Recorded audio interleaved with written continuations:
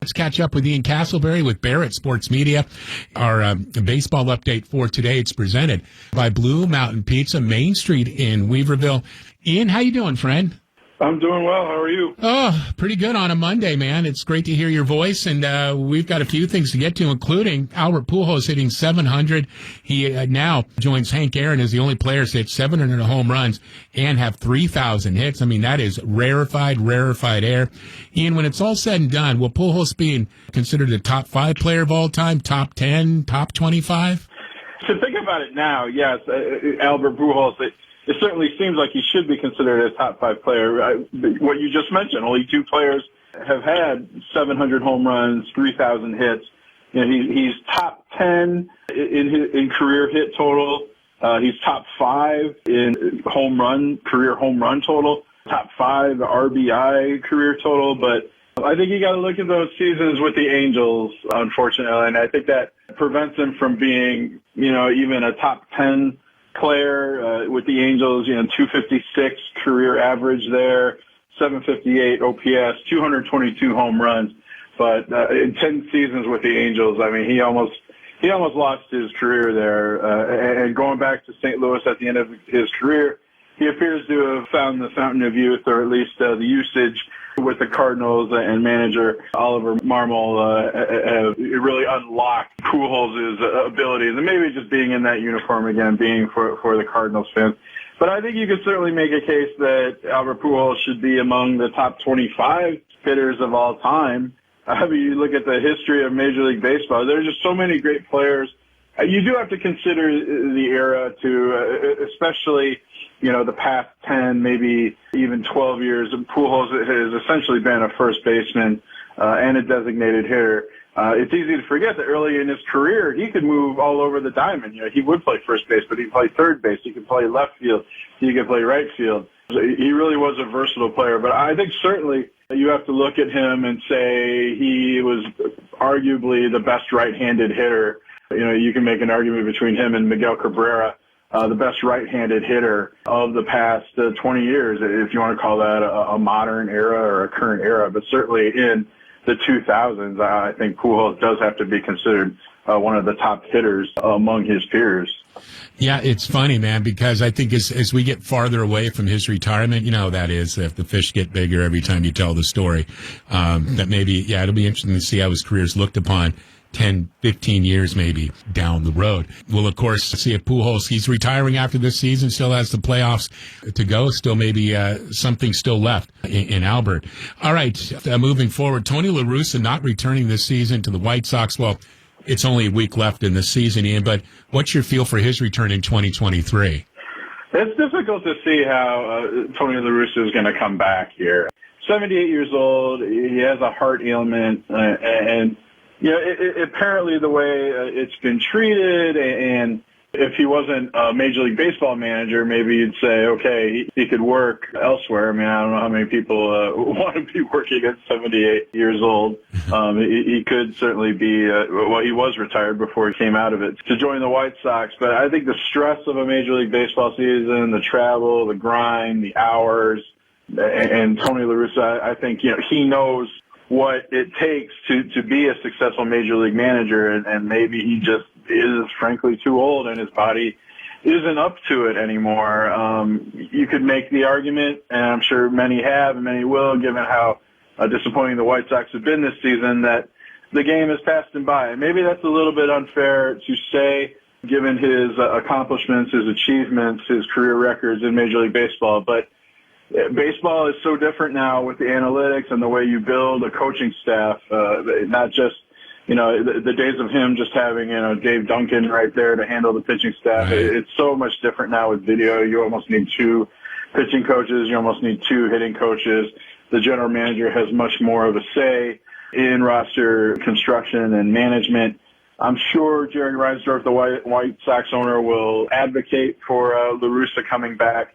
But ultimately, I think you have to look at the fact that the White Sox have played better under Miguel Cairo. And I don't know if that means he will be the next White Sox manager next season. There are several other candidates, both veteran and first-timers that you want to look at. But I think given how disappointing this season has been for the White Sox versus the expectations going in, I think it's pretty clear change needs to be made. Yeah, I heartily agree. I think, and you hate to say that, right? He's one of, he's going to be one of the greatest managers of all time, but I hate to say it, but you're right. I think the game has kind of passed him by at 76 years of age. You give him credit for that, but I think the team needs to go in a different direction. Yeah, we'll see about Miguel Cairo, see how they round out the season as we're in the final week of the Major League Baseball season. Ian Casselberry joins the Wise Guys. It is our Major League Baseball update on the D.C. Creasman Jewelers Wise Lines presented by Blue Mountain Pizza, Main Street in Weaverville. Speaking of managers not returning, Don Mattingly will not return as Marlins manager next season. Ian, what factors led to this mutual decision?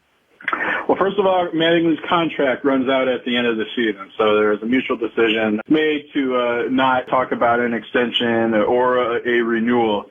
But I was surprised to see this. Mattingly's managed the Marlins for 7 seasons. I did not realize he'd been there that long. I would have guessed 4, maybe 5. But he has been there a long time. He does have a losing record overall, 437 and 584. Only one winning season, and I believe that was during the 2020 COVID-shortened season. I think the Marlins have made a lot of changes. They moved on from Derek Jeter in the front office. Maybe Mattingly has seen some of what Jeter has seen also in that, the talk of ownership, putting the money into assembling a contender. Maybe that initiative just isn't there, and Mattingly doesn't want to be constantly rebuilding or constantly trying to win or do more with less. I think it also should be pointed out that Kim Ng, the general manager, who I think she's in her second year as Marlins general manager, she did not hire Don Mattingly. She has worked with Don Mattingly. They were both with the Yankees, of course, but Ng might want to hire her own person as a manager. That's something that most general managers do, right? They hire their manager and field staff, and she did not have the opportunity to do that, and she may be looking in a different direction there. Now, it should be said, Mattingly insists that he is not retiring. He still wants to manage, but maybe whether he's going to take a year off or just doesn't want to grind at it with Marlins anymore. We probably will see Mattingly manage someplace else. He does have a successful record between the Marlins and the Dodgers. It remains to be seen whether or not he's a World Series winning manager, but I think a lot of teams could certainly do worse than hire Don Mattingly as their manager. Yeah, no kidding. Any names popping up, possible replacements for him in Miami? You know how that works. No, not really.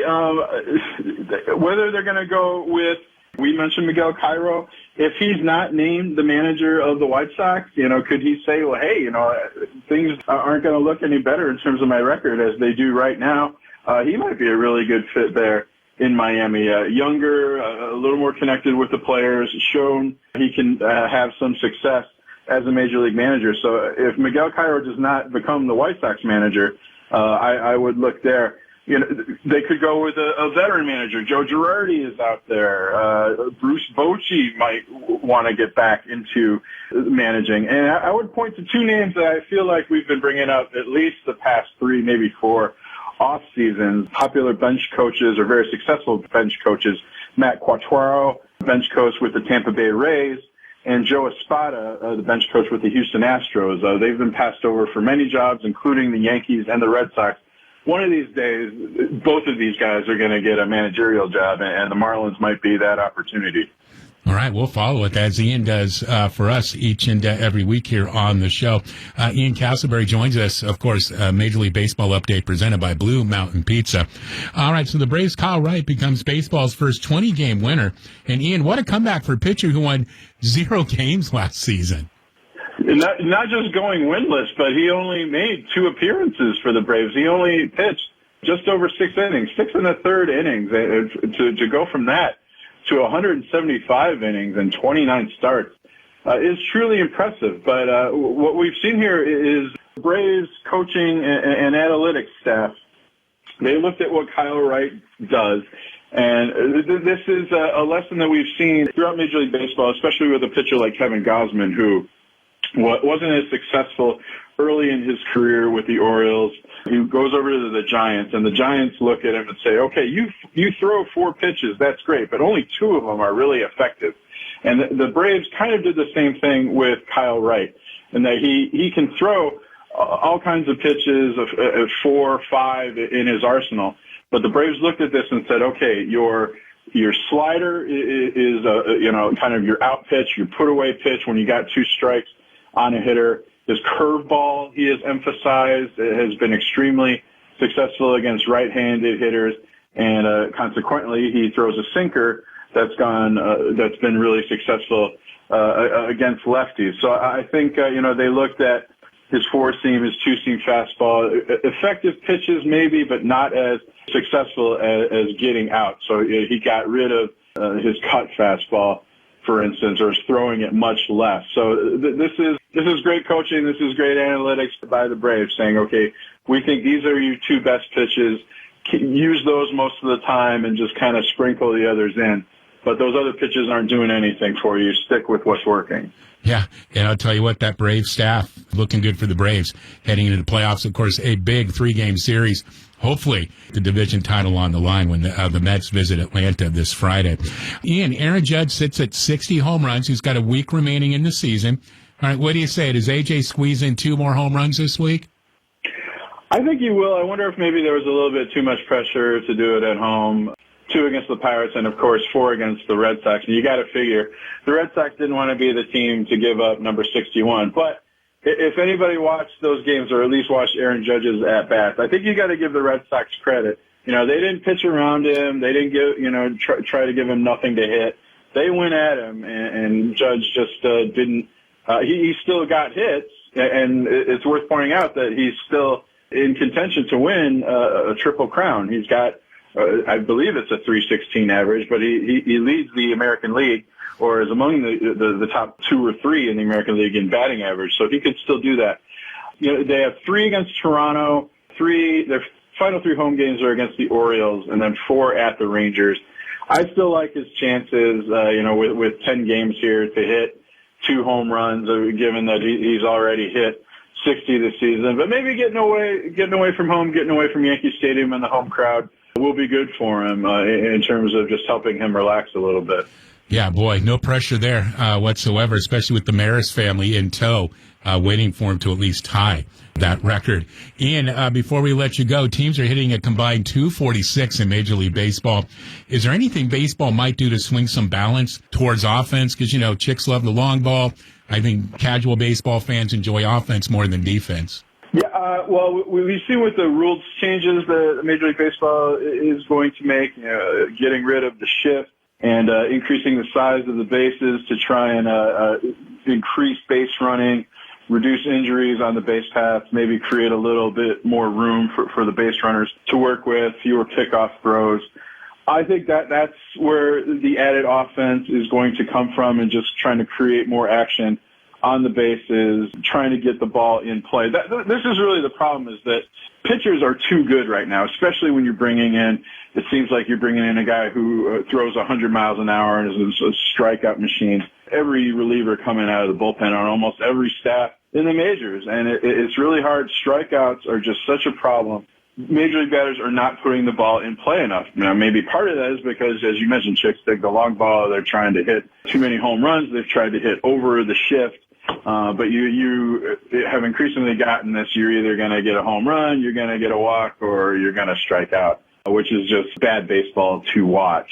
So you can't tell pitchers not to keep throwing 100 miles an hour, but I think with these changes, especially getting rid of the shift, I think that will help offenses. But I think more than anything else, you got to look at the approach that many major league hitters are taking. The emphasis on launch angle and exit velocity. Those are important, especially in hitting the ball out of the park. But, you look at Aaron Judge, he has 60 home runs, but he's also putting the ball in play. He's not afraid to hit a single when that's what's being pitched to him, and that helps him put the ball in play. I think a lot of major league hitters should look at that and say, hey, even if I'm not hitting the ball out of the park, just to put it in play, to get on base, we need more of that in Major League Baseball. And I don't think there's going to be a significant increase in offense until we see that. And, if you want to if baseball wants to grow the game, they probably need to look into that for sure. Always great information, Ian. Appreciate you, my friend. Have a great rest of the week. Well, we'll see if Judge broke the record and, of course, recap the regular season and look ahead to the playoffs. Yeah, exciting. Hopefully we'll have plenty to talk about on Monday. I think we will. You got it. Thank you, Ian, always, friend. Ian Casselberry with the Wise Guys and Ian's appearance talking baseball.